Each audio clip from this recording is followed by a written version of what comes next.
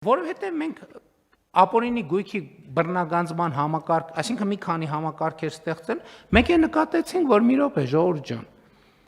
մի հատ հսկայական շերտ դուրս է անում, եւ այդ շերտն է նա, որ համայնքները կղզիացած, այսինքն ըստ էության վերահսկողության մեխանիզմների բացակայության պայմաններում, իրանք ինչ ասես սեփական բادرանով ով պետք է զբաղվի։ Եվ այո, էլի մեծ դիմադրության պայմաններում համայնքային շահի այս գործառույթը վերապահեցինք դատախազության։ Այն ժամանակ էլ էր ասում, վայ, բռնապետական համակարգ ենք սարքում եւ այլն, ուր այդ բռնապետական համակարգը։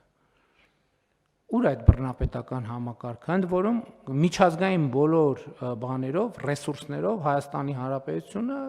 ժողովրդավարական երկրների ցանկում է, շարքում է եւ ամրապնդում է տեղը, շատ կարեւոր է։ Եվ ահա այս ամեն ինչը կապված է ուղիղ սրա հետ, որովհետև երբ որ մարդկանց ձեռից սկսում ես գույք բան անել, գույք վերցնել, ապօրինի թալանված գույքը հետ վերցնել, եւ մարդիկ զգում են, որ մոտենում է, ինչ պետք է անեն։ Պետք է փորձեն, ցույց տալ, որ դե իբր մենք էս վերցնում ենք մեզ, Դիլիջանի մանկապարտեզը վերադարձրին, այո, ճիշտ է, բայց այնուամենայնիվ այն հենակետային քոլեջները, հանրապետության հենակետային քոլեջների մի մասը վարչապետը նվիրեց դստերը, երկրորդ մասը երկրորդ դստերը, երրորդ մասը երրորդ դստերը, չորրորդ մասը ընդհանրապես բաները, համալսարանները որդուն է նվիրել, բաները, մարզադաշտերը եւ մարզադպրոցները, ասենք, չգիտեմ, ելում եւ այդպես շարունակ։ Բայց մենք